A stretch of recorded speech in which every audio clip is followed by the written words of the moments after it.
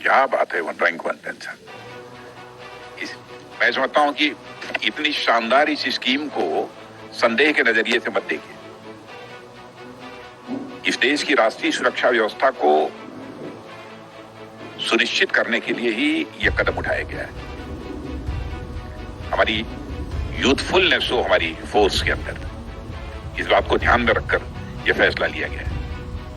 किसी पत्रकार ने पूछ लिया कि हुजूर कॉन्ट्रैक्ट पर सेना में बहाली वन रैंक वन पेंशन की मांग से बचने के लिए तो नहीं कर रहे हैं।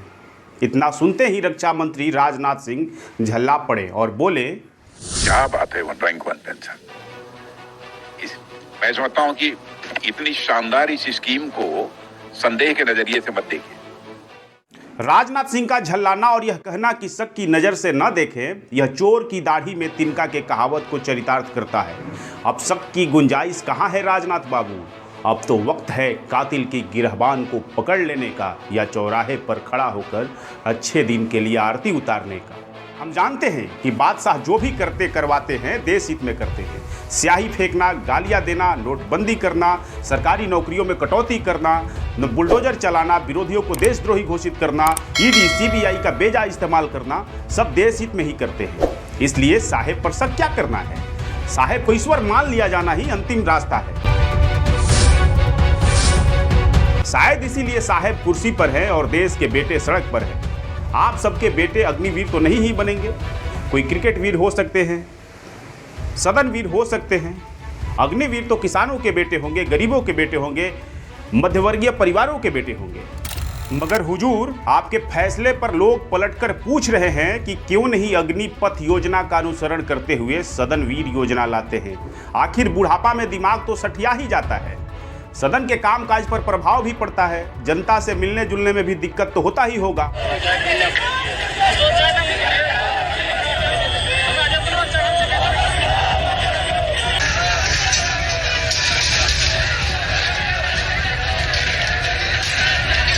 बिहार के बक्सर और मुजफ्फरपुर के नौजवान सड़क पर हैं क्योंकि इन्हें सेना में जाने की तैयारी कर रखी थी। यह परिश्रम करते थे। यह पहली ऐसी भर्ती योजना है जिसका विरोध भर्ती में शामिल होने वाले लोग ही कर रहे हैं। हो सकता है कि आप इन्हें देशद्रोही घोषित कर दें, क्योंकि हमें लगता है कि आप जो भी कर रहे हैं या करते हैं वो देश हित में ही करते हैं। इसलिए एक बात बता रहे हैं जिससे कि आपके निर्णय पर कभी कोई सवाल नहीं उठाएगा। एक ऐसा कानून बनाइए हुजूर कि जिसमें साहेब को विष्णु का अवतार मान लिया जाए।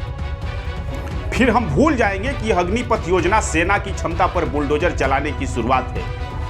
हाकिम, वैसे भी अब शक की गुंजाइश कहां बचा है? हम जान चुके हैं कि इस मुल्क का बादशाह तुगलक हो गया है, जिसकी सनक का बोझ भारत को उठाना ही होगा। सनक ऐसी कि भारत की जिस सेना ने भारत का मस्तक कभी नीचे नहीं झुकने दिया, उस सेना के मौजूदा स्वरूप से तुगलक सरकार छेड़छाड़ कर रही है। हमें ताली बजाना होगा कि रक्षा मंत्री राजनाथ सिंह ने घोषणा किया है कि अब 4 साल के लिए कॉन्ट्रैक्ट पर सैनिक रखे जाएंगे। भर्ती की उम्र होगी 17.5 साल से 21 साल तक।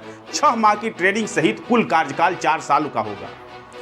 इसके बाद इन अग्निवीरों में से 25% को सरकारी नौकरी दी जाएगी। बाकी राम भरोसे रोड पर चप्पल खींचेंगे। हम तो ताली बजाने के लिए तैयार बैठे हैं हुजूर, किंतु इससे पहले आपको यह बताना चाहिए कि आखिर किस कारण से सेना के मौजूदा स्वरूप में परिवर्तन करने का जरूरत पड़ा।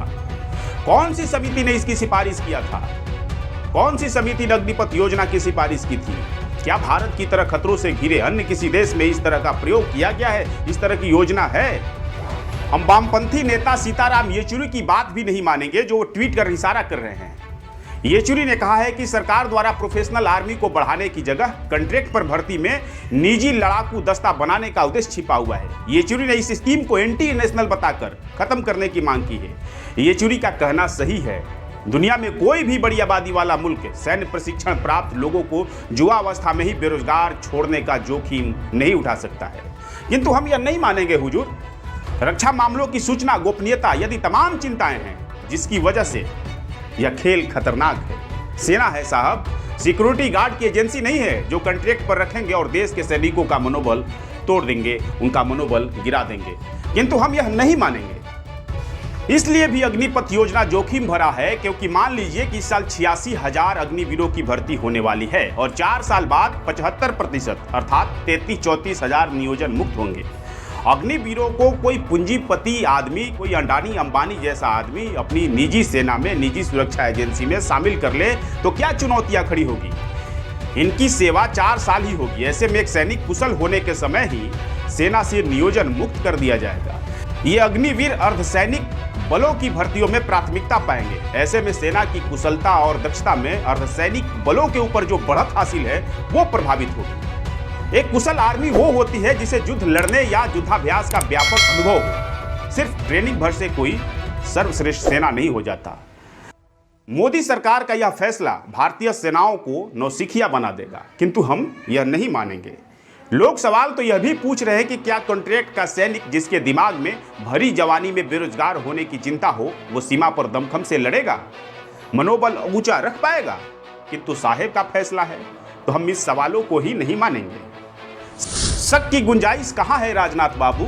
आप देश का सारा गुड़ गोबर कर देंगे, फिर भी हम आप पर शक नहीं करेंगे। तुगलक सरकार की जय हो। आज के वीडियो में इतना ही। हमें देखते रहिए, लाइक कीजिए, शेयर कीजिए, सब्सक्राइब कीजिए। धन्यवाद।